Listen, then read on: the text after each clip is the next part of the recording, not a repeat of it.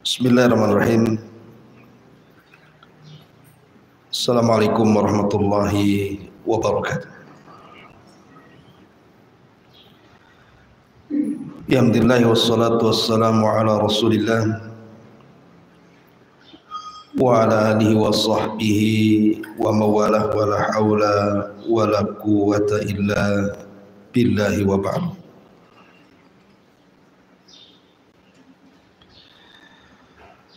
Kita lanjutkan kajian kita, masih membahas kitab Arba'in Nawawi, dan kita masuk pada hadis ke-18. An Abi Dzarrin Al-Ghifari Jundub ibn Junadah wa Mu'adz ibn Jabal radhiyallahu anhuma qala qala Rasulullah sallallahu alaihi wasallam ittaqillaha haitsu kunta wa atbi'is sayyi'atal hasanata tamhuha wa khaliqin nas bi khuluqin hasanin. Dari Abi Dzar Al-Ghifari Jundub ibn Junadah dan Mu'adz bin Jabal radhiyallahu anhu. Abi Dzar Al-Ghifari adalah sahabat yang awal-awal masuk Islam. Dia orang Yaman. Jadi ketika mendengar di Mekah itu ada orang yang ngaku nabi, maka dia mengutus adiknya untuk mengcross-check betul tidak di Mekah itu ada orang yang ngaku nabi. Dan ketika itu Abi Dzar posisinya adalah seorang perampok, seorang yang ditakuti di daerahnya karena dia perompak padang pasir, tetapi dia juga pemimpin kaum. Jadi kemudian adiknya ini diutus oleh Abi Dzar Al-Ghifari ke Mekah, dan akhirnya mendapatkan informasi tentang Nabi SAW dan akhlaknya. Tetapi Abi Dzar ini kurang srek saja, kurang mantap, sehingga dia ingin berjumpa langsung. Berangkatlah Abi Dzar Al-Ghifari menuju Mekah dan berjumpa dengan Nabi SAW. Setelah yakin dia seorang nabi, maka dia pun masuk Islam. Tetapi dia disuruh untuk menyembunyikan keislamannya. Dan Abi Dzar tidak tinggal di Mekah, tetapi pulang ke Ghifar, ke Yaman. Dan belakangan dia bisa mengislamkan kabilahnya. Lah Abi Dzar Al-Ghifari ini memang terkenal banyak meriwayatkan hadis Nabi SAW juga. Ada sekitar 300 hadis yang sampai kepada kita lewat jalur Abi Dzar Al-Ghifari, salah satunya hadis yang kita baca ini. Adapun Mu'adz bin Jabal, ma'ruf, dia adalah pakarnya halal dan haram, sebagaimana yang diungkapkan Umar bin Khattab radhiyallahu an, bahwa Mu'adz adalah alimnya dalam perkara halal dan haram. Bahkan Nabi SAW mengatakan Mu'adz pada hari kiamat akan lebih tinggi derajatnya dibandingkan para ulama, biratutin, kata Rasul, dengan sekali lempar batu. Jadi kalau seandainya saya punya batu, saya lempar sejauh mungkin, disitulah Mu'adz bin Jabal.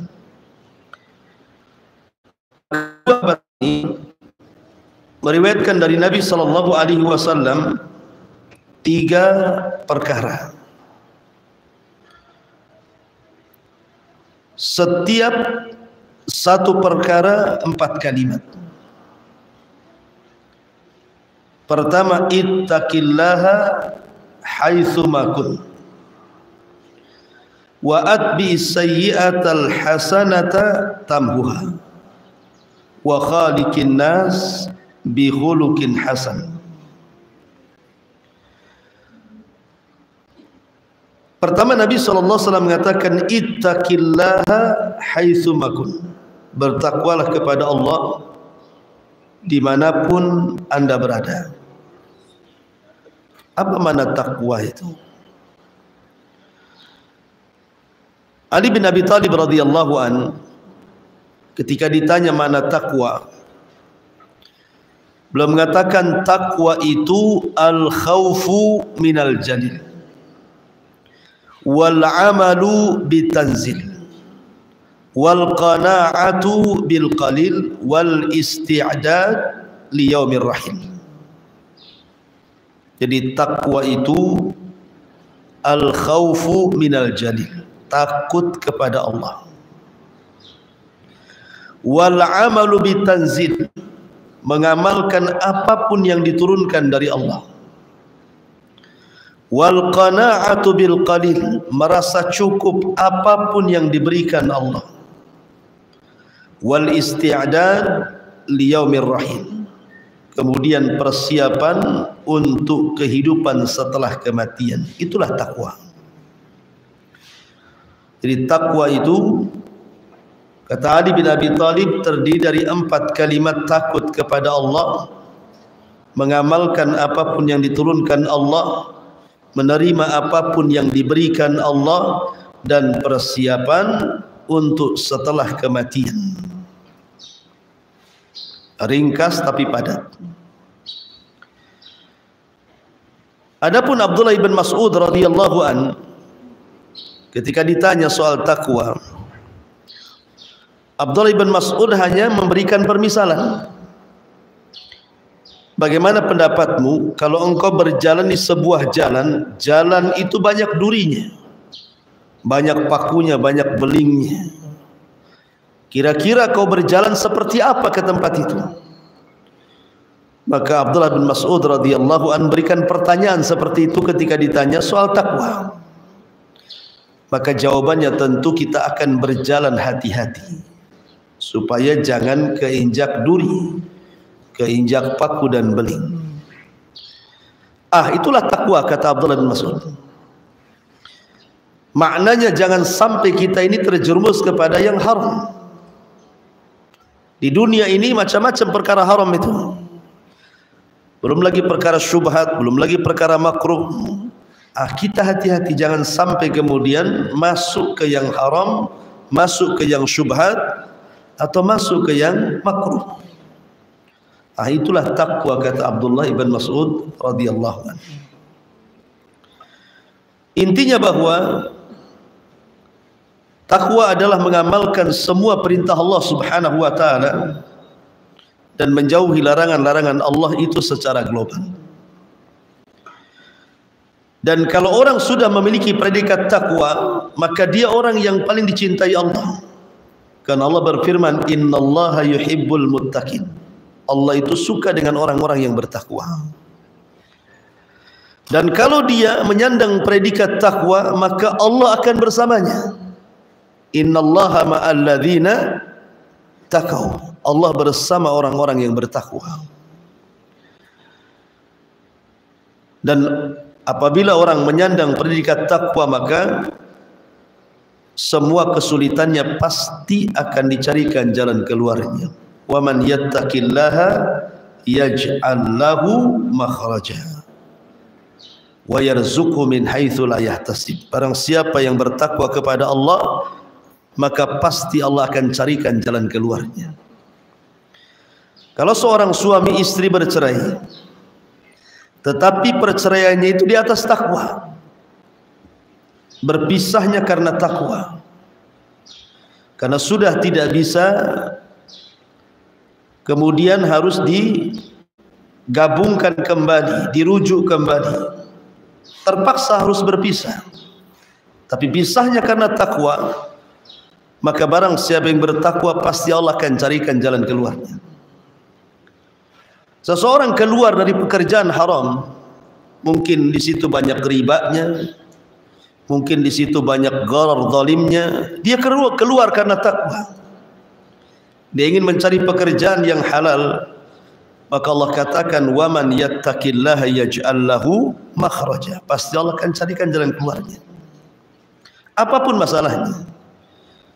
Makanya Abdullah bin Abbas turjumanul Quran ketika mentafsirkan ayat ini dia mengatakan, barang siapa yang bertakwa kepada Allah maka Allah akan carikan jalan keluarnya. Maksudnya jalan keluar di dunia dan jalan keluar di akhirat. Dua-duanya menunjukkan bahwa takwa ini luar biasa. Ma'asyiral muslimat yang dimuliakan Allah Subhanahu wa taala, ini yang pertama. Yang kedua, Nabi mengatakan wa'at bi'is sayyi'atal hasanata tambuha. Ikutilah perbuatan buruk itu dengan kebaikan. Niscaya kebaikan akan menghapus keburukan. Di zaman Nabi ada seorang sahabat yang ketika itu terjerumus kepada kemaksiatan kepada Allah dengan cara berkhalwat dengan seorang yang bukan muhrimnya. Karena dia merasa berdosa sudah berkhalwat dengan wanita yang bukan mahramnya, dia datang kepada Nabi SAW dan mengatakan, ya Rasulullah, inni qad fa'altu dzamban 'azima. Ya Rasul, aku sudah melakukan dosa besar. Kata Rasul, kenapa? Saya sudah berkhalwat dengan seorang wanita yang bukan mahram dan saya sentuh kulitnya, tapi tidak berzina, hanya zina sentuhan, zina mata, begitu saja. Maka Nabi SAW mengatakan, apakah engkau sholat asar berjamaah tadi? Kata Rasul, apakah engkau tadi sholat berjamaah asar bersamaku? Maka anak muda ini mengatakan iya. Kata Nabi SAW, idhab faqad ghafarallahu lak. Pergi kamu, karena Allah sudah mengampuni dosamu dengan sholat asar jamaah itu. Dari sini Allah turunkan ayat, innal hasanat yudhibnas sayyiat. Sesungguhnya kebaikan-kebaikan itu bisa menutup keburukan. Jadi dosa khalwatnya tadi terhapus dengan sholat asar berjamaah. Makanya Rasul mengatakan, pergi, Allah sudah ampuni dosamu. Seorang laki-laki datang kepada Abdullah bin Abbas radhiyallahu anhuma, dan di samping Abdullah bin Abbas ada Atha, muridnya. Orang ini mengatakan, wahai Ibnu Abbas, aku suka dengan seorang wanita. Faqatabtuha, aku pun melamarnya. Tiba-tiba dia menolak lamaranku. Tiba-tiba ada laki-laki yang melamarnya, diterima pula lamarannya. Faqataltuha, aku bunuh wanita itu. Jadi orang ini mengatakan kepada Ibnu Abbas, saya suka dengan seorang wanita, kulamar dia, ditolaknya aku. Datang laki-laki lain melamarnya, diterima pula dia. Faqataltuha, aku bunuh wanita itu biar sama-sama tidak dapat. Kata laki-laki ini, halli minat taubah, apakah ada taubat bagiku? Kata Abdullah bin Abbas radhiyallahu anhu, ahayyun walidai, apakah masih hidup kedua orang tua? Dia mengatakan sudah meninggal. Kemudian kata Abdullah bin Abbas, kalau begitu beristighfarlah, mintakan ampun kepada Allah akan kedua orang tuamu, dan pergilah kamu. Atau yang di samping Abdullah bin Abbas ini heran, kok soalan dengan jawaban kok beda? Orang ini tanya sudah bunuh orang, kok jawabannya tanya masih hidup orang tuanya? Kan nggak nyambung tuh jawabannya. Kata Abdullah bin Abbas radhiyallahu anhuma, diluruskan tuh ketidakpahaman Atha ini dan mengatakan, sesungguhnya kalau dia memiliki kedua orang tua, kemudian dia berbuat baik kepada orang tua, itu bisa menghapuskan dosa membunuhnya. Itu maksudnya. Dari sini Nabi SAW mengatakan, ikutilah perbuatan jahat itu dengan kebaikan. Lah, kebaikan ini akan menghapuskan kejahatan itu. Makanya di antara perkara-perkara seseorang itu dianggap taubatan nasuha, dianggap tobat, betul-betul tobat. Pertama, mengakui bahwa dia melakukan dosa. Yang kedua, dia menyesal dengan perbuatan dosa. Yang ketiga, berjanji untuk tidak mengulangi dosa tersebut. Dan yang terakhir, mengikuti perbuatan dosa yang sudah dia lakukan dengan kebaikan. Artinya bahwa kalau seandainya dulu ibu mungkin baru tobat di usia 40 tahun baru mau sholat, yang dari umur 9 tahun sampai 40 tahun tak mau sholat, di usia 40 tahun hijrah pula mau sholat, maka ikutilah perbuatan buruk itu dengan kebaikan. Kalau dulu banyak meninggalkan sholat, maka sekarang perbanyak sholat sunnah. Selain sholat wajib, perbanyak sholat sunnah. Kalau dulu meninggalkan zakat, sekarang perbanyak sedekah.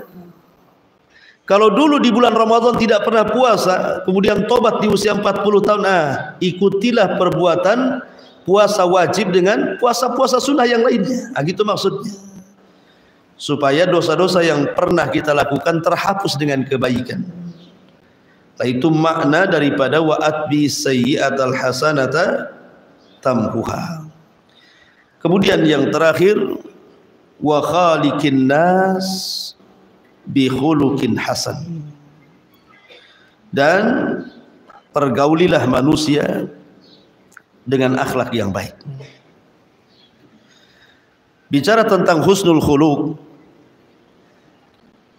tidak ada perkara yang paling banyak memasukkan manusia ke dalam sorga melebihi husnul khuluq, baik akhlak. Karena Nabi SAW yang mengatakan, aktsaru ma yudkhilun nasal jannah, kebanyakan orang yang dimasukkan oleh Allah ke dalam sorga. Rasul tidak mengatakan salat, Rasul tidak mengatakan puasa, Rasul tidak mengatakan zakat, Rasul tidak mengatakan qiraatul Quran, zikir dan yang lainnya. Tapi Rasul mengatakan kebanyakan orang yang dimasukkan oleh Allah ke dalam sorga itu dua perkara, taqwallah wa husnul khuluq. Takwa kepada Allah dan baik akhlak. Bahkan husnul khuluq ini bisa memberatkan timbangan yang tidak bisa diberatkan oleh amalan yang lainnya. Artinya bahwa husnul khuluq ini bisa memberatkan timbangan melebihi amalan salat, melebihi amalan zakat, melebihi amalan baca Quran, dan begitu seterusnya. Berdasarkan hadis Nabi SAW, Nabi mengatakan asqalu fil mizan, bahwa seberat-berat dalam timbangan adalah alaika bi husnil khuluq, perbaiki akhlak. Ma'asyiral muslimat yang dimuliakan Allah Azza wa Jalla, bahkan terkadang ada surga yang tidak bisa diraih kecuali dengan husnul khuluq. Ada surga, tingkatan-tingkatan surga itu terkadang tidak bisa dicapai kecuali karena husnul khuluq. Nabi SAW mengatakan, ana zaimun bi baitin fi rabdil jannah liman taraka al-mira wa in kana muhiqqa, wa bi baitin fi wastil jannah liman taraka al-kadhib wa in kana maziha, wa bi baitin fi a'lal jannati liman hasuna khuluquhu. Kata Rasul, ku jamin sebuah istana di pinggiran sorga bagi orang yang meninggalkan perdebatan walaupun dia di atas kebenaran. Ku jamin Allah akan bangunkan istana di tengah sorga bagi orang yang meninggalkan dusta walaupun main-main. Dan kujamin, kata Rasul, Allah akan buatkan satu istana di sorga yang paling tinggi bagi yang baik akhlaknya. Lihat di sini, terkadang ada tingkatan-tingkatan sorga itu tidak bisa diraih dengan ibadah, hanya bisa diraih dengan husnul khuluq. Makanya husnul khuluq itu amalan yang paling dicintai oleh Allah Azza wa Jalla. Berdasarkan hadis Abi Hurairah radhiyallahu anhu atau hadis Aisyah radhiyallahu anha, kata Nabi sallallahu alaihi wasallam, abghadun nas 'ala Allah al-aladul khasm. Orang yang paling dibenci di hadapan Allah itu orang yang keras lagi kasar, artinya tidak berakhlak. Maknanya bahwa orang yang paling dicintai Allah itu adalah orang yang berakhlak. Dari sini bahwa akhlak itu sangat penting sekali. Lalu apa sih akhlak itu sebenarnya? Mengutip perkataan Abdullah ibn Mubarak radhiyallahu anhu, akhlak itu diambil dari 3 kata. Pertama, kaful adha. Yang kedua, badlun nadha. Dan yang ketiga, talaqatul wajhi. Itulah akhlak. Singkat padat, kata Abdullah ibn Mubarak. Abdullah ibn Mubarak mengatakan akhlak adalah kaful adha, berhenti untuk tidak menyakiti orang.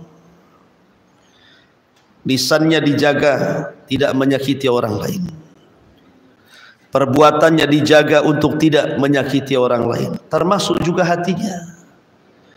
Makanya Rasul mengatakan al-muslimuna man salimal muslimuna min lisanihi wa yadi. Seorang muslim itu dianggap muslim kalau muslim yang lain selamat dari lisan dan tangannya. Sebab kalau seandainya lisannya tidak bisa dijaga, masih mengucapkan kalimat kotor, masih mencaci, memaki, menggibah, membuli, memfitnah dan begitu seterusnya, berarti dia tidak berakhlak tuh. Belum berakhlak tuh, karena tidak bisa menjaga lisannya kan itu. Dan di masyarakat subhanallah ya, maki-maki itu sudah biasa tuh. Baik candaan ataupun seriusan gitu ya, makinya itu betul-betul dimaki ada orang. Atau perbuatan gitu ya, naruh parkir sembarangan, naruh tong sampah sembarangan, lempar sampah di mana-mana gitu ya. Ataupun dengan hati, suudzon kepada orang, nelpon kawannya nggak diangkat, langsung suudzon, macam-macam nih, kemana ini, ada apa nih kan ya. Jadi kadang-kadang hati ini juga perlu diakhlaki juga gitu ya. Kadang-kadang nelpon suami nggak diangkat, macam-macam gitu ya. Kadang-kadang suudzon dulu, itu hatinya nggak berakhlak. Lah ini disebut dengan kaful adha namanya, mencegah jangan nyakiti orang. Ya. Tentu kaful adha juga harus diiringi dengan ihtimal al-adha, sabar dari orang-orang yang menyakiti kita. Selain kita tidak boleh menyakiti orang, kita pun sabar kalau disakiti orang, itu maksudnya. Mungkin di antara kita bisalah tidak menyakiti orang kan, hati-hati ngomongnya, hati-hati perbuatannya, hati-hati, tapi belum tentu dia sanggup ketika disakiti orang, karena sakitnya itu di sini katanya. Makanya sering saya katakan, kaedah itu kalau orang disakiti, anggaplah ucapan manusia itu kal gubar, kata ulama, seperti gubar. Tahu itu gubar itu? Kalau ada pasir dihempas angin tuh, kemudian debunya kemana-mana, itu gubar namanya. Jadikan ucapan manusia itu seperti itu. Artinya pujian dan celaan sama saja, itu maksudnya. Mau dia memuji saya, mau dia mencela saya, terserah. Karena hati orang mulia itu tidak akan berubah karena pujian dan tidak pun berubah karena celaan.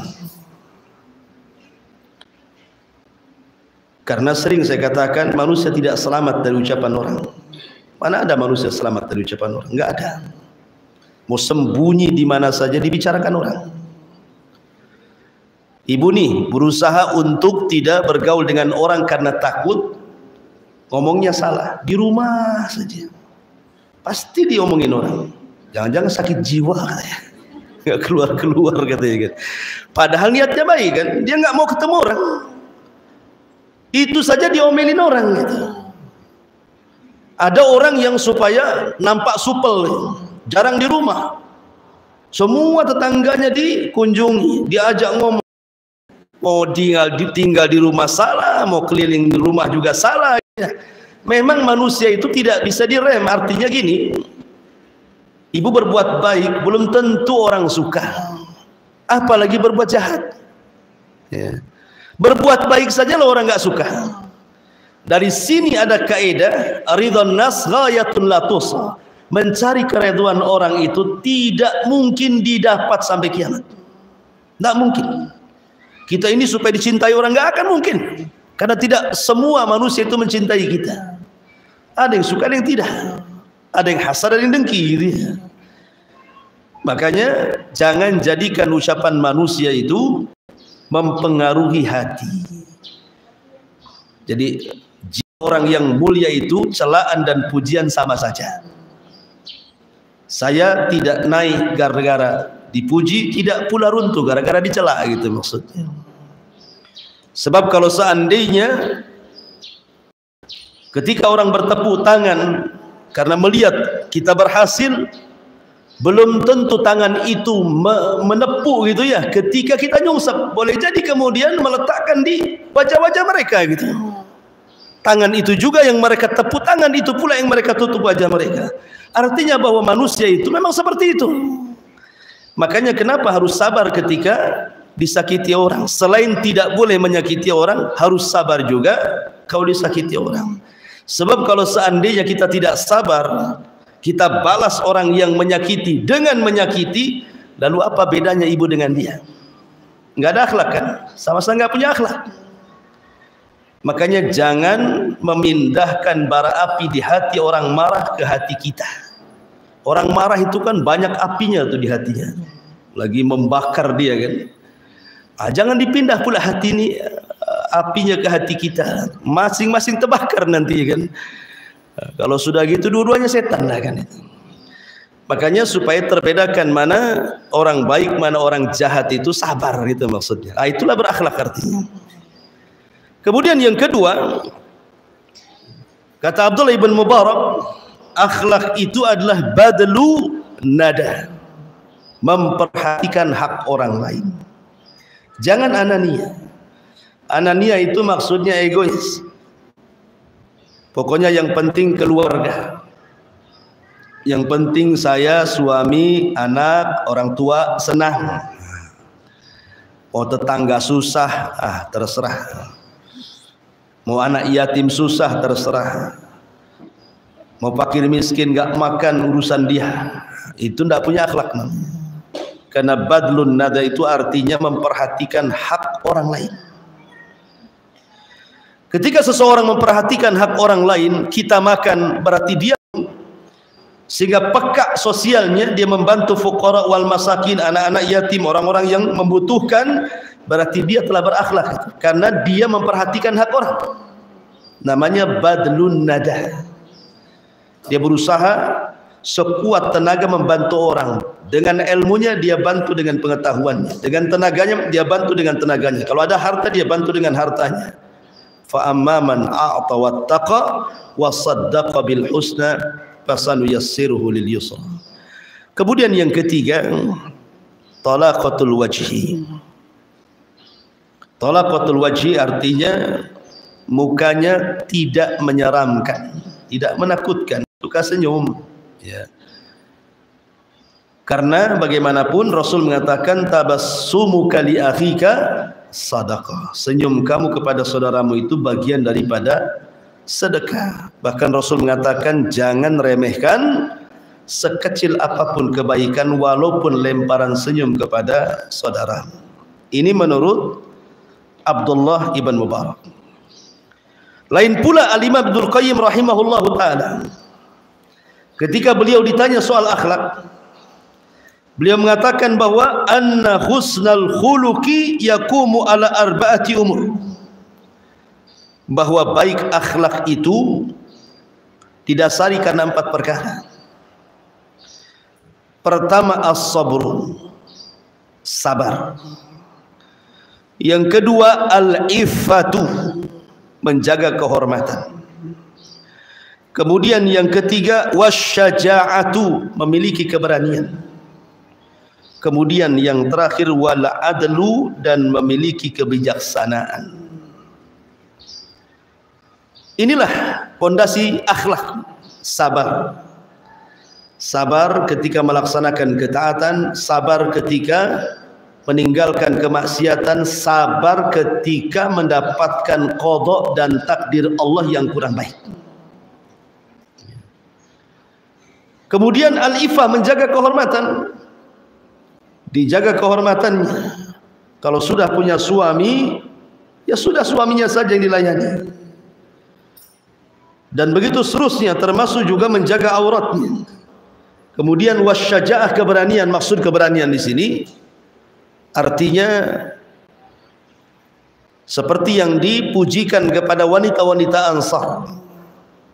Semoga Allah merahmati wanita-wanita Ansar. Mereka wanita-wanita yang suka belajar. Kalau mereka tidak paham, mereka bertanya, berani. Kemudian juga bijaksana. Kemudian juga yang lain, Al-Hasan, maksudnya Hasan Al-Basri, seorang pemimpin tabi'in, ketika ditanya soal akhlak, beliau mengatakan al-qaramu wal badalatu wal ihtimam. Karam artinya dermawan. Kemudian badalah artinya mencurahkan semua tenaganya untuk membantu orang. Wal ihtimal, sabar ketika mendapatkan ujian dan cobaan. Kemudian Imam Ahmad juga ditanya tentang husnul khuluq, dia mengatakan husnul khuluq alla taghdab wa la tahkid. Kata Imam Ahmad, baik akhlak itu ketika Anda tidak marah dan ketika Anda tidak dengki. Ketika kita bisa mengerem emosi, berarti Anda sedang berakhlak, itu maksudnya. Karena kebanyakan yang satu ini susah direm. Ya. Makanya Rasul ketika datang seorang laki-laki yang tabiatnya temperamen, suka marah gitu ya. Rasul tahu nih apa yang dinasihatkan kepada dia. Dia mengatakan, Rasul nasihati aku. Kata Rasul, la taghdab, jangan marah. Yang lain Rasul, la taghdab, jangan marah. Yang lain Rasul, la taghdab, jangan marah. Kenapa Rasul 3 kali mengatakan jangan marah, jangan marah, jangan marah? Karena Rasul tahu orang ini suka emosi. Makanya itu yang dinasihati. Kemudian yang kedua, la tahkid, kata Imam Ahmad, dan tidak menaruh dengki ataupun hasad. Ingat sekarang berada di bulan Sya'ban, Bu. Bulan Sya'ban itu bulan di mana amalan kita diangkat ke langit. Dalam hadis Usamah bin Zaid radhiyallahu anhu, dia bertanya kepada Nabi SAW, ya Rasulullah, kenapa engkau berpuasa lebih banyak dari bulan-bulan yang lainnya di bulan Sya'ban? Ada apa? Maka Nabi SAW mengatakan, dzaka syahru yaghfulun nasu anhu bainar rajabi wa sya'ban, wa huwa syahru turfa'u fiha al-a'mal, wa ana uhibbu an yurfa' amali wa ana sha'im. Kata Nabi SAW, bulan Sya'ban itu bulan yang dilalaikan manusia. Maksud dilalaikan manusia begini, karena Sya'ban itu terjepit di antara 2 bulan mulia. Rajab bulan mulia, Ramadan bulan mulia, Sya'ban bukan mulia, terjepit di antara 2 bulan mulia. Makanya dia lalaikan. Karena kebanyakan orang kalau masuk Sya'ban itu terfokus Ramadan. Sehingga sebagian orang fokus cari kerja, cari uang supaya nanti Ramadan itu senang. Ini dia. Kalau ibu-ibu ya sudah ngumpulin minyak goreng, tepung karena takut mahal kan itu. Jadi Sya'ban itu sudah persiapan tuh. Persiapannya urusan dunia saja. Makanya kenapa Rasul mengatakan yaghfulun nasu anhu. Malalai. Padahal bulan Sya'ban ini bulan diangkatnya amal. 1 bulan lagi coba bayangkan. Kalau harian kan diangkatnya amal nunggu subuh atau nunggu asar kan itu. Kalau mingguan nunggu Senin, nunggu Kamis. Ini 1 bulan nih. Coba diangkat amalannya, mau siang, mau malam, jam berapa saja diangkat amalannya. Makanya kenapa? Karena bulan ini bulan yang dilalaikan manusia padahal tempat diangkatnya amal. Maka siapapun ibadah di waktu manusia lalai, maka ibadah itu sangat istimewa. Sama dengan duha.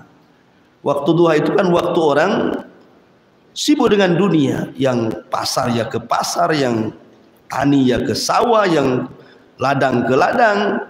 Tiba-tiba Anda keluar kemudian sholat duha, artinya keluar dari dunia itu namanya.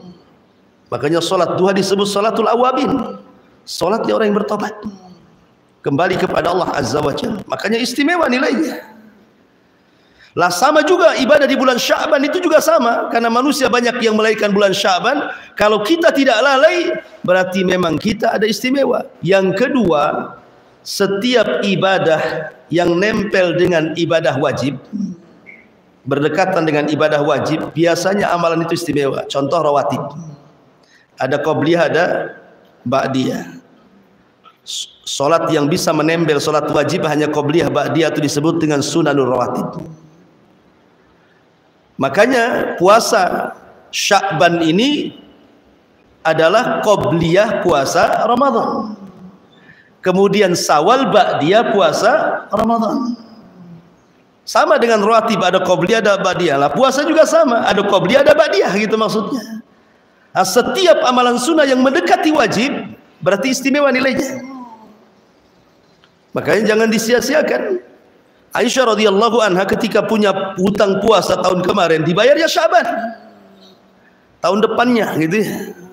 Karena ingin memperbanyak puasa di bulan Sya'ban, maka qadha Ramadan pun terkadang diambil bulan Sya'ban, karena Rasul tidak pernah puasa sebanyak, maksudnya sunnah sebanyak di bulan Sya'ban. Tetapi sayang, ada orang yang dari Ramadan kemarin sampai bulan Sya'ban sekarang amalannya tidak diangkat. Siapa mereka? Kok ada orang-orang yang dari Ramadan tahun kemarin sampai Sya'ban sekarang loh amalannya tidak diangkat-angkat? Kata Nabi SAW, 2 orang. Pertama, al-musyrik. Yang kedua, al-musyahin. Musyrik itu artinya menyekutukan Allah, ma'ruf musyrik. Orang yang menyekutukan Allah disebut musyrik. Dan Allah katakan, la in asyrakta la yahbatanna amaluka wa la takunanna minal khasirin. Kalau engkau menyekutukan Allah Subhanahu wa taala, hancur lebur amalanmu dan engkau termasuk orang yang merugi. Artinya syirik itu menggugurkan amal. Kalau gugur amalannya, apa yang mau diangkat ke langit? Enggak akan diangkat. Enggak ada amalan yang mau diangkat. Yang kedua, musyahin. Musyahin inilah yang dikatakan Imam Ahmad, hatinya penuh dengan hasad dan dengki. Kalau dalam hatinya penuh dengan hasad dan dengki, yang berujung akhirnya memutuskan silaturahim, tidak akur dengan orang tuanya, tidak akur dengan saudaranya, tidak akur dengan tetangganya, tidak akur dengan saudara kerabat, teman-temannya, maka alamat 1 tahun amalan kita nggak diangkat. Makanya Nabi SAW mengatakan apa? Iyyakum wal hasad, fa innal hasada ya'kulul hasanat kama ta'kulun narul hatab. Hati-hati kalian, jangan dengki, jangan hasad. Karena hasad itu menghapuskan kebaikan-kebaikan seperti api melalap kayu bakar sehingga jadi debu. Lah kalau sudah jadi debu, apa yang mau diangkat? Makanya kenapa amalan di bulan Sya'ban itu adalah membersihkan hati. Jangan ada hasad, jangan ada dengki, jangan ada dendam. Yang pernah berbuat salah minta maaf gitu ya, supaya tidak sia-sia amalan yang sudah dikumpulkan malaikat setahun itu bisa diangkat dan dilihat Allah di Sidratil Muntaha. Maka di antara akhlak adalah tahkid, jangan ada dengki, kata Imam Ahmad. Kemudian juga Imam Sya'bi rahimahullah ta'ala juga mengatakan tentang husnul khuluq adalah wal atiyatu wal bishrul hasan, suka memberi dan memberikan kabar gembira. Artinya senang dikala orang senang, susah dikala orang susah. Jangan pula senang dikala orang susah, susah pula dikala orang senang. Nah, itu enggak jelas sih. Ya. Kalau orang lagi susah, tepuk tangan lah ibu. Kalau orang lagi senang, nutup pula tangan itu di muka. Jadi hal-hal yang seperti ini bukan bagian daripada akhlak. Ini diantara hadis Nabi SAW. Adapun sifat husnul khuluq sendiri, yang pertama sifat-sifatnya, an yakunal insan kathirul haya qalilul adha. Hendaklah manusia yang berakhlak itu harus memperbanyak perasaan malu dan sedikit membahayakan orang. Ya. Jangan sampai membahayakan orang, menyakiti orang. Dan malu itu tidak mendatangkan kecuali kebaikan. Yang kedua, katsirus salah, saduqul lisan, qalilul kalam. Berusaha untuk memperbaiki, kemudian jujur dalam ucapan, kemudian sedikit bicara. Karena orang yang sedikit bicara, sedikit keplesetnya biasanya. Tapi kalau orang banyak bicara, biasanya banyak keplesetnya. Kemudian yang ketiga, katsirul amal, qaliluz zalal, qalilul fudul. Banyak beramal, sedikit tergelincir, dan tidak suka berlebih-lebih dalam hal apapun, dalam makan, dalam ucapan, dalam perbuatan gitu ya. Kemudian yang keempat, barran wusulan, barran wusulan, waquran saburan, syakuran radiyan haliman rafiqan afifan syafiqan. Suka berbuat baik kepada orang tua, menyambung silaturahim, tenang, sabar, syukur, ridha, lembut, menjaga diri dan kehormatan, dan penuh dengan kasih sayang dan kelembutan.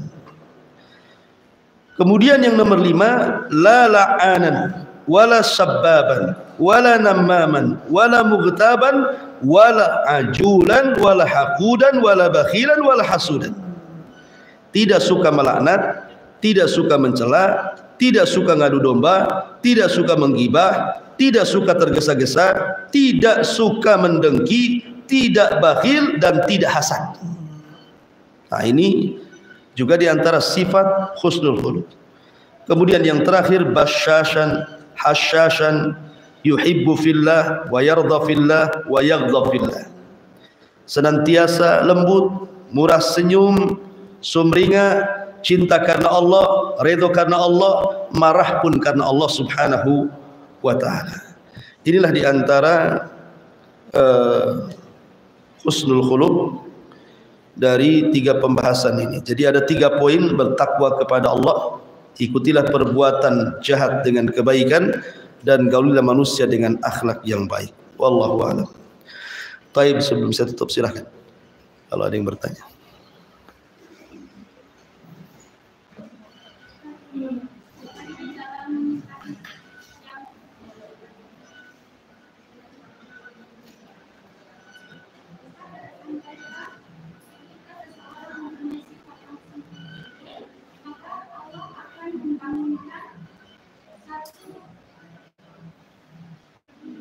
Rumah, satu istana.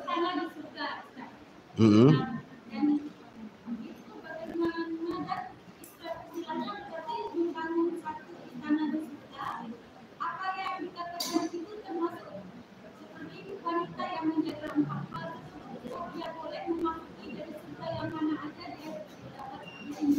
Nah, istana sorga itu dalam sorga.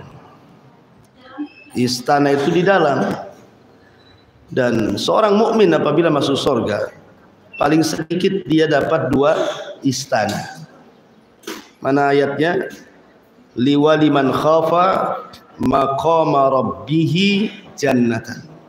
Dan bagi orang yang takut kepada Allah, Allah berikan 2 sorga, 2 istana. Memang istana solid milik dia. Yang kedua, istana warisan orang kafir yang tidak masuk sorga. Masing-masing orang itu dibangunkan rumah di sorga, hatta orang kafir. Tapi ketika orang kafir masuk neraka dan tidak kembali ke sorga, maka istananya diwariskan kepada orang beriman. Makanya paling sedikit orang yang beriman dapat 2 sorga. Tapi bisa lebih tergantung amalannya. Ini paling sedikit. Maksudnya dapat 2 istana gitu ya. Istana yang terbuat dari emas dan perak.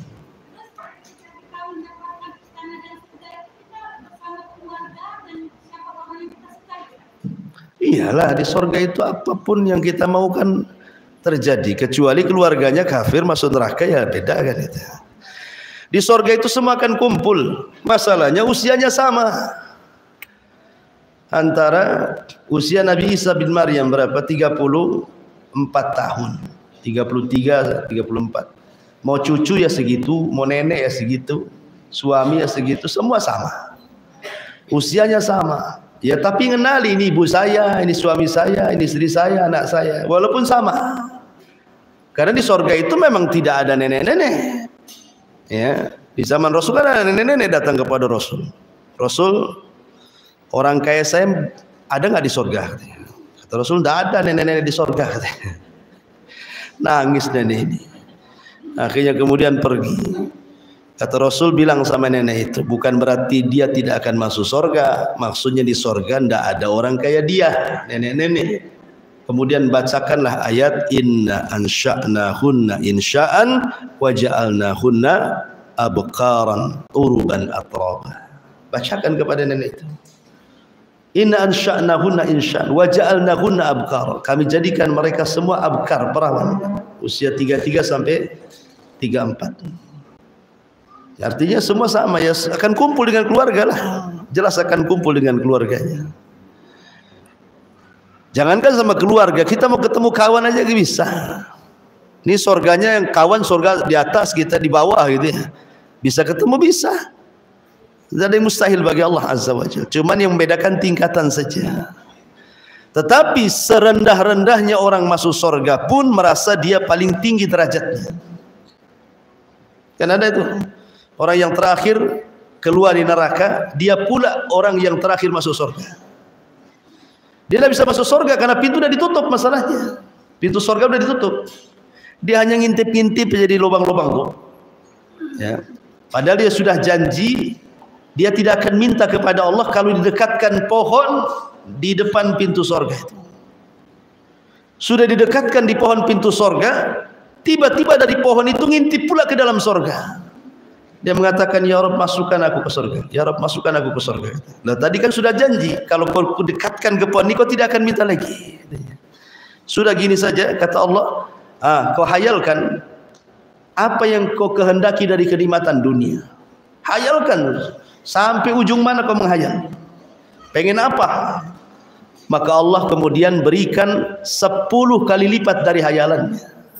Dibukakan pintu surga, masuk ke dalam surga seolah-olah dia orang yang pertama masuk surga, padahal yang terakhir. Ya. Artinya surga itu melupakan semuanya gitu maksudnya. Ya nggak bisa dibayangkan nikmatnya gimana kan surga itu. Allahu a'lam. Ya,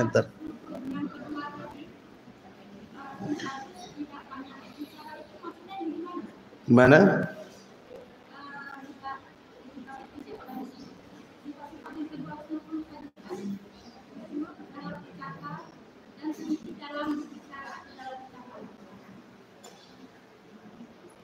Oh, Katsirus shalah wa saduqul lisan qalilul kalam, gitu maksudnya. Ya sedikit bicara itu ya bicara yang perlu-perlu saja.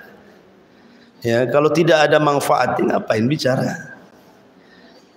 Kan itu bagian daripada etika akhlak kan gitu ya. Artinya sedikit bicara itu bukan berarti tidak boleh bicara. Bicaralah sesuatu yang baik, karena Rasul mengatakan falyakul khairan aw liyasmut, kan itu ya. Ucapkan kalimat yang santun, kalau tidak bisa diam, wasumtu najah, diam itu selamat. Kalau kita tidak bisa, contoh nih, ibu lagi bertengkar dengan suami, contoh saja.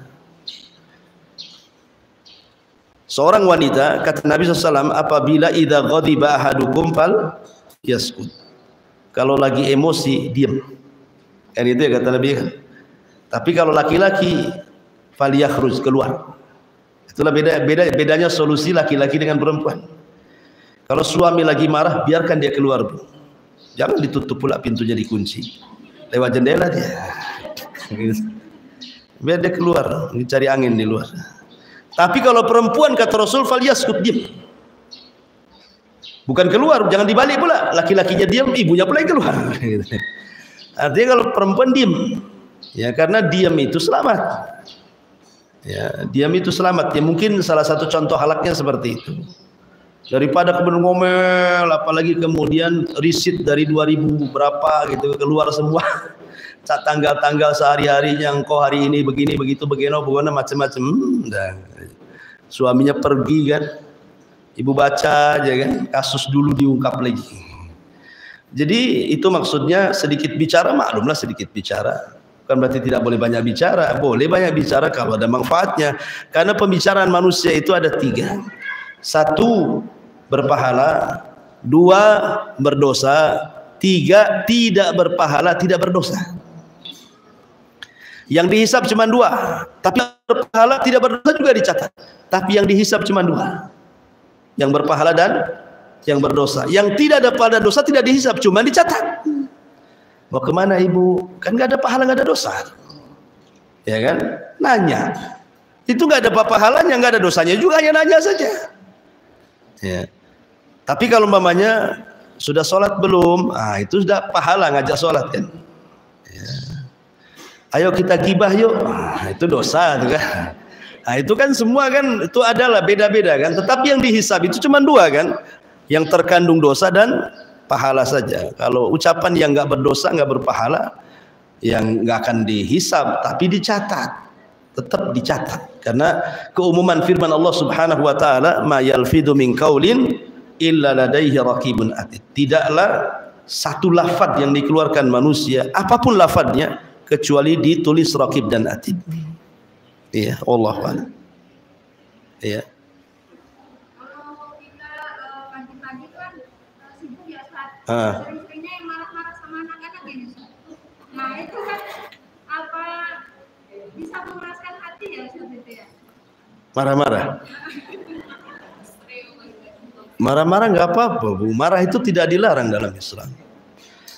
Marah-marah yang dilarang itu kalau sudah mengucapkan kalimat-kalimat kotor, kutukan-kutukan gitu ya, itu tidak boleh.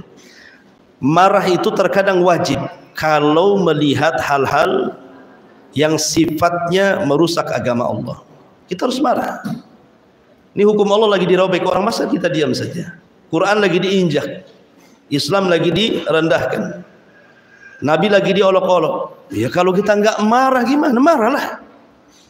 Ada hal-hal waktunya marah gitu. Kalau agama diinjak-injak, nah, wajib terkadang marah. Kalau tidak berdosa malah kita kalau nggak marah. Ya. Tetapi kalau maksudnya marah sama anak-anak gitu ya, saya kira wajar orang tua marah sama anak-anak. Tetapi jangan mengeluarkan kata-kata ya tadi kutukan. Jadi batu aja kona katanya kan. Nanti jadi batu betul. Jadi maksudnya ya biasa saja lah, marah, emosi kan. Kadang-kadang anak itu harus takut juga dengan orang tua kan. Kalau nggak dibentak ya kadang-kadang. Makanya kata Rasul alikus saut kan itu ya. Kata Rasul itu gantungkan pecut di dinding. Untuk apa? Untuk nakuti anak. Sholat atau pecut? Gitu maksudnya. Nggak apa-apa. Gagang sapu apa sholat? Nah, gitu. Terserah. Nggak apa-apa, Rasul sampai mengatakan seperti itu. Kan boleh memukul anak di usia 10 tahun.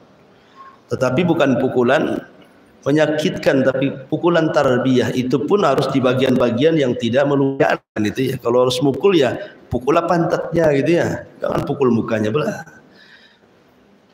Ya pahamlah ibu marahlah. Saya nggak paham marahnya ibu seperti apa masalah. Iya. Ya, apa lagi?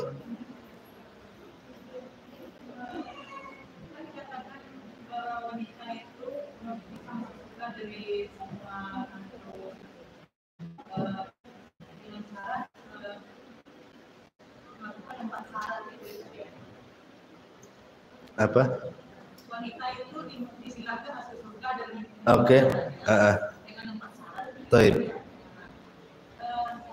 Apakah kita disilahkan itu akan masuk surga atau melalui hisab dulu atau kontrol dulu gitu? Iya. Ya, alhamdulillah. Kalau wanita yang sudah melakukan 4 syarat itu, kenapa sih 4? Karena 4 ini jalan ke yang lain. Itu maksudnya ya.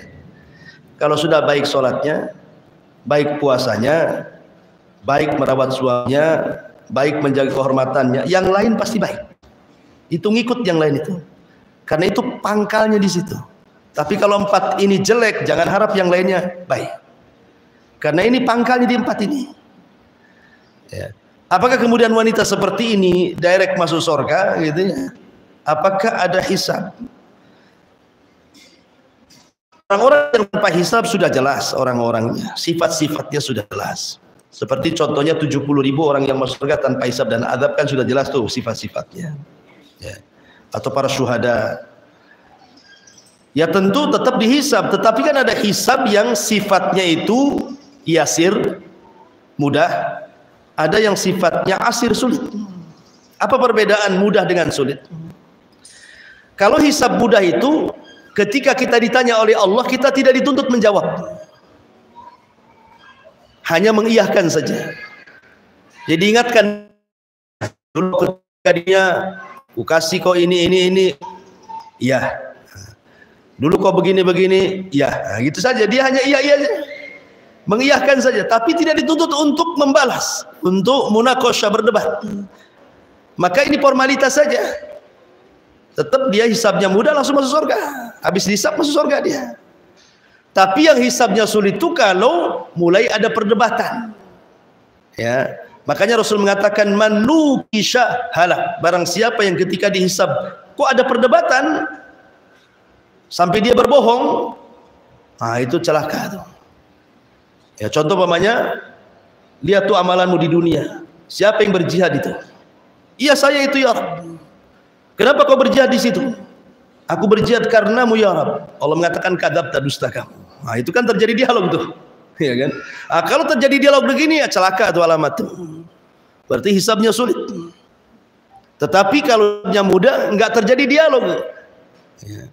Jadi Allah hanya bertanya, iya kita iyahkan saja, hanya formalitas sajalah bahasa kita. Tapi tetap melalui hisab. Untuk disesuaikan dengan catatan hisab itu kan gitu. Dan hisab mudah, tidak akan lama-lama di padang mahsyar. Tidak 50.000 tahun, tidak. Ya, karena hisabnya bagi orang yang beriman itu cuma setengah hari saja. Setengah hari kehidupan akhirat. Bukan setengah hari di sini Puskopkar. Setengah hari kehidupan akhirat itu 500 tahun. Karena satu harinya 1000 tahun. Jadi setengah harinya 500 tahun lah. Makanya ada hadis yang mengatakan orang miskin masuk surga dan orang kaya belakang masuk surga, perbedaannya setengah hari. Kata Rasul kan begitu.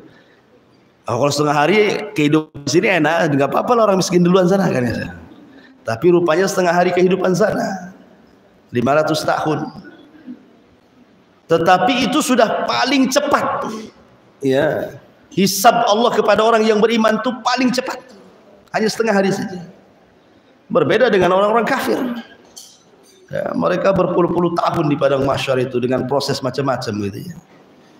Allah alam. Nah,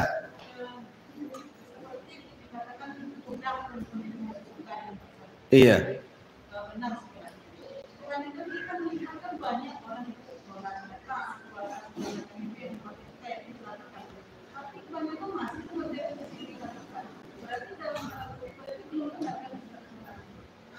Ya belum benar lah kalau syirik.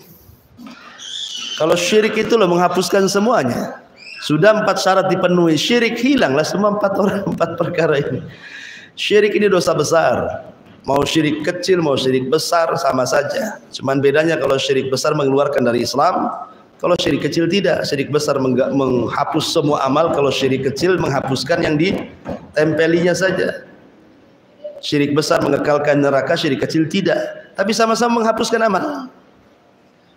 Ya, makanya syirik ini memang hati-hati, karena di masyarakat ini kan syirik ini bisa berupa ucapan. Contoh nih, kalau bukan karena saya, kamu udah kere. Sayang tolong kamu udah datang ke sini. Ini kan syirik juga. Seolah-olah apa? Yang menentukan kere dia atau kayanya dia kan begitu. Bahasanya bukan begitu. Kalau bukan karena Allah kemudian saya, nah, gitu loh maksudnya. Jangan nafikan Allah. Harusnya Allah duluan kan. Itu pun tidak boleh pakai kalimat dan, harus pakai kemudian. Dalam bahasa Arab jangan pakai waw, harus pakai summa. Jangan kalau bukan karena Allah dan saya, itu syirik juga. Ya, tetapi kalau bukan karena Allah kemudian saya, nah, ada kemudiannya. Nah, baru benar tuh kalimat itu. Nah, tanpa sadar kan, kita ini dalam bahasa sehari-hari kadang-kadang nggak terpikir ke situ kan. Nah, itulah fungsinya belajar tauhid. Coba kalau nggak karena anjing gonggong tuh udah habis tuh rumah itu. Nah, kan itu ya. Mudah kali orang ngomong begitu kan. Nah, padahal nggak gitu bahasanya. Kalau bukan karena Allah kemudian gonggongan anjing itu, nah, tentu rumah itu nggak digondol maling gitu ya. Nah, gitu bahasanya. Tetap Allah itu jangan ditiadakan. Itu kan bahasa sederhana, tapi di masyarakat tidak pernah pakai bahasa seperti ini. Karena kalimat seperti itu jatuh kepada syirkul asghar, syirik kecil. Di zaman Rasul ada laki-laki mengatakan Masya Allah wa syi'ta, atas kehendak Allah dan engkau wahai Rasul. Marah Nabi dan mengatakan Masya Allah wahda. Jangan katakan dan aku, katakan cukup kehendak Allah saja. Rasul mengatakan seperti itu. Di banyak contoh umpamanya, ibu lagi kumpul nih, datanglah umpamanya Ummu Nisa ke sini. Oh, alhamdulillah nih orang yang membawa berkah sudah datang. Nah, ini kan syirik ini. Masa berkah ditujukan ke orang? Berkah itu milik orang, milik Allah. Allah yang meletakkan berkah itu. Jangan pula katakan, aduh, makanya setelah dia datang berkahlah kita katanya. Nggak bisa kalimat seperti itu. Karena berkah itu milik Allah. Itu kan bahasa-bahasa di masyarakat umum seperti itu. Tapi kalimat seperti ini dalam Islam itu berbahaya. Ya kan? Jadi dari sini harus hati-hati bicara juga ya. Wallahu a'lam.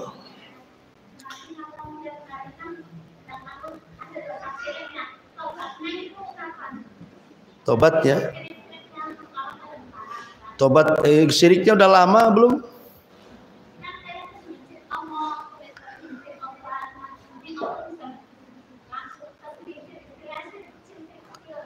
Syirik kecil, ya tinggal bertobat. Kalau syirik ucapan, diperbaiki ucapannya. Makanya ada doa selepas sholat apa yang suka di Abu Bakar Siddiq radhiyallahu anhu ketika bertanya kepada Rasul, bagaimana saya menghindar dari kesyirikan ya Rasulullah?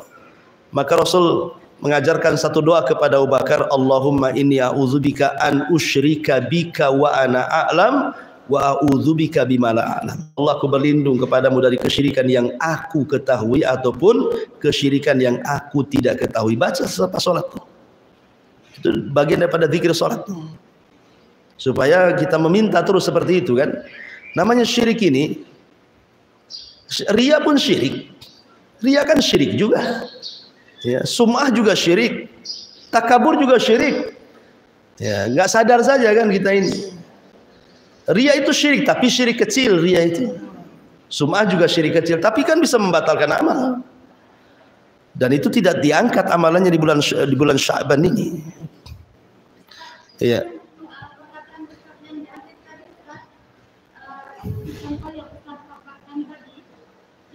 keberkahan pada diri seseorang.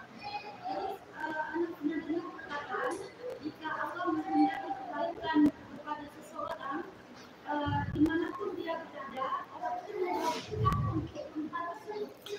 Berkah itu, ini kaidah ya. Ada berkah itu zat dan intiqal. Ada yang kedua maknawi. Zat intiqal dan zat dan tidak intiqal. Contoh begini. Nabi. Nabi itu orangnya berkah. Dan berkahnya bisa berpindah kepada orang. Itu intiqal artinya. Jadi kalau kita salaman dengan Nabi, ini salaman dengan Nabi, berarti berkah tangannya Nabi nempel ke kita. Ya. Nah, kalau Nabi meludah, kita tangkap ludahnya, kemudian kita usap-usap, pindahlah berkahnya ke badan kita.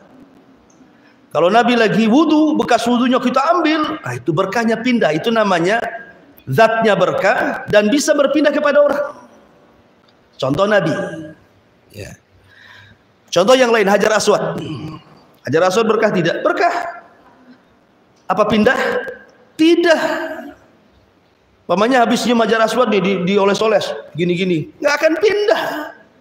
Karena Hajar Aswad itu cuma suruh dicium saja, bukan dipindahkan berkahnya. Nah, seperti itulah kita ini kaum orang yang beriman. Memang ada hadisnya, terkadang ada orang yang beriman tidak diberkahi. Tapi apakah bisa dipindahkan kepada orang? Tidak bisa, itu khususnya Nabi. Tidak bisa khususnya. Contoh air Zam-Zam. Air Zam-Zam kan ma'un mubarakah kan? Air berkah itu air Zam-Zam itu. Nah, sekarang supaya berkah, kita mandiin mobil pakai air Zam-Zam. Apa kemudian mobilnya jadi berkah? Kan enggak, nyuci pakaian pakai air Zam-Zam. Biar pakainya enggak bisa, kan itu enggak bisa berpindah. Hanya zatnya saja. Zam-Zam itu hanya bisa untuk mengobati penyakit dan mengenyangkan. Itu saja. Tetapi tidak bisa berpindah kan itu ya. Makanya ketika ada orang datang kemudian kedatangan membawa berkah, mana ada berkah? Ya, mungkin berkah secara bahasa mungkin kan itu kebaikan gitu ya. Tapi kalau maksudnya berkah orang ini membawa berkah kebaikan, kebaikan itu datang dari Allah. Kalau bukan karena Allah kemudian Anda ini mungkin tidak berkah majelisnya, mungkinlah seperti itu bahasanya. Ya, tapi kalau dinasbatkan berkah kepada orang itu tidak bolehlah. Karena berkah itu sesuatu yang sudah Allah letakkan. Ini berkah, ini tidak. Ini berkah yang bisa berpindah, ini berkah yang tidak bisa berpindah. Nah, itu. Wallahu a'lam.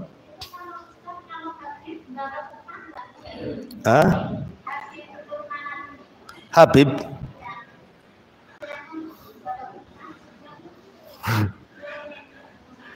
Nabi aja lah keturunannya ya kita harus mencintai mereka keturunan Nabi.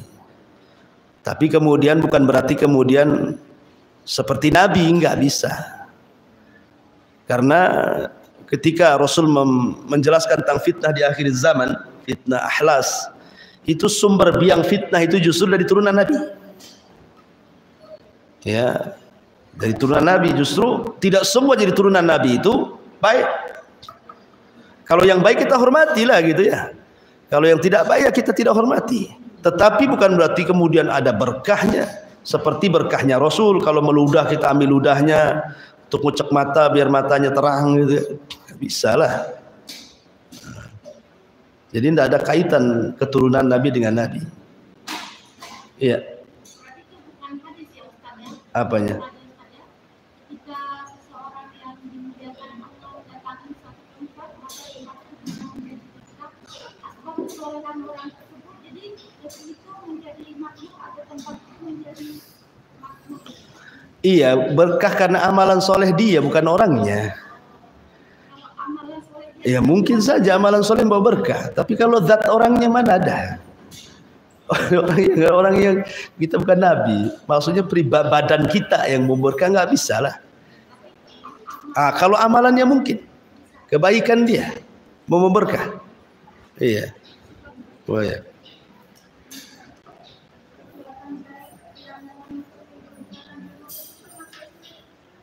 Apa itu?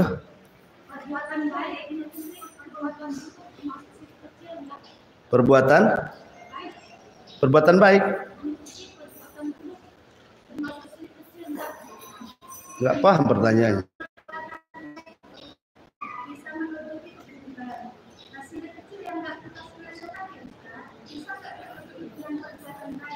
Bisa lah.